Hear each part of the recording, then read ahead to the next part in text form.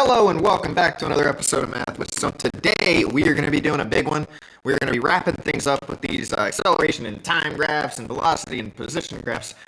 So acceleration versus time is the last one on the list, and it's going to really be a review and relate to the position and the velocity all at one time. Okay, so the main thing that you need to understand for acceleration versus time graphs, because there's nowhere left in the lineup of things, because it goes position, then velocity, then acceleration. There's nothing after that, so we don't have to worry about the slope of the acceleration. Although, if it is increasing quicker, that would indicate that the acceleration is just getting faster. But you do have the area under the curve. Just like when we had the area under the velocity, we got to position. If you find the area under acceleration, you will get to velocity. So the area under the graph will equal velocity. Okay? And for AP1, just so you're aware, AP1, that will always be involving straight lines. Unless you're in AP Physics C, in which case you will have to find the area of curvy lines using integration and calculus. Okay?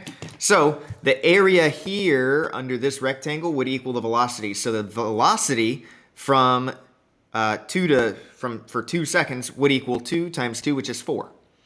And then there is no area here, which indicates from 2 to 4 seconds there was no velocity at all, because it's an area of 0.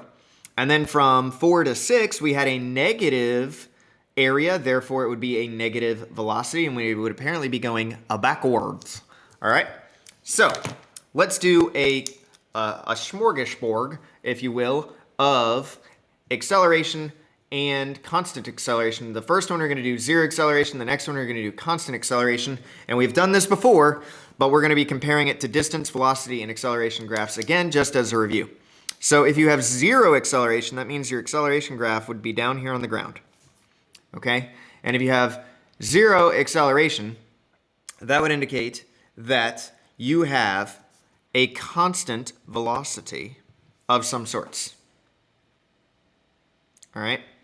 So zero acceleration would indicate you have some sort of constant velocity of sorts, and that would indicate that your slope of that, let's say that this was 3, the slope of this guy would have to be up by 3 and over by 1 for your position graph. All right? And if your acceleration is constant, however, then we are going to have a straight line here, and let's say this is 3, then your velocity would be up by 3 and over by 1 for that graph. All right?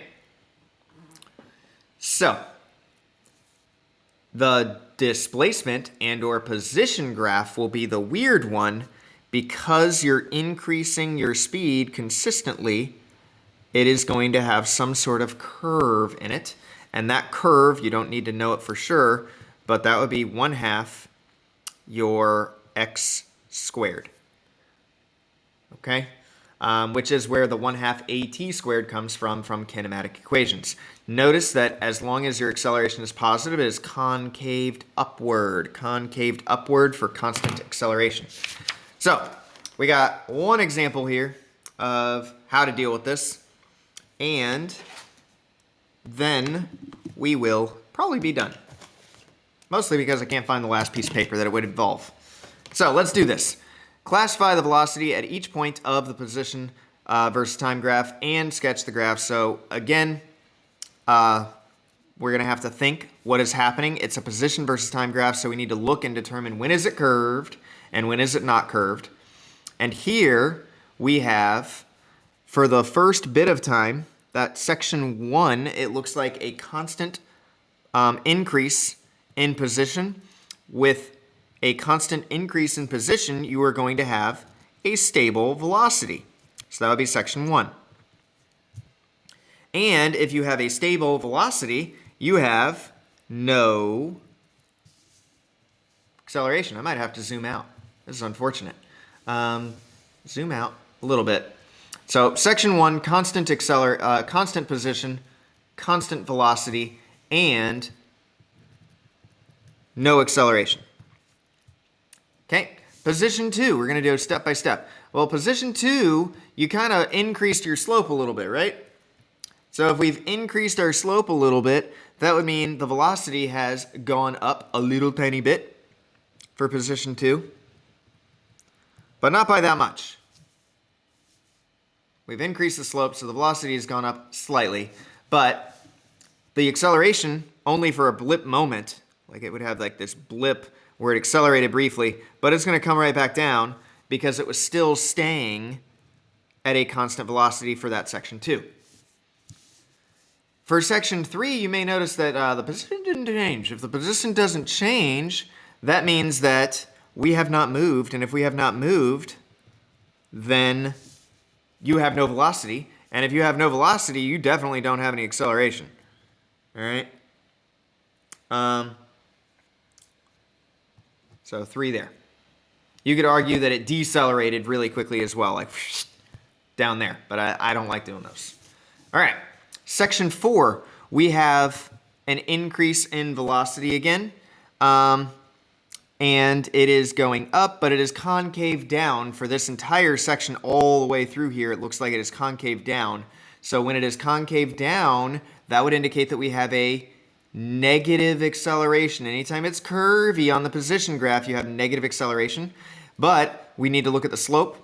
From the section 4 part, looks like we have a positive slope to me. Therefore, on section 4, we will be having a positive slope and or positive velocity, but recognize that it is starting kind of curving up and then it's slowing down as it gets to 5. So it started being positive, it's curving kind of like downward as we are decelerating, and then it gets to the point where it is going negative. So we're going to do this all in one swoop. We were positive for velocity, and as we start concaving downward, we are going to have a change from it going from positive velocity to negative velocity. And when we do that, it would do this number.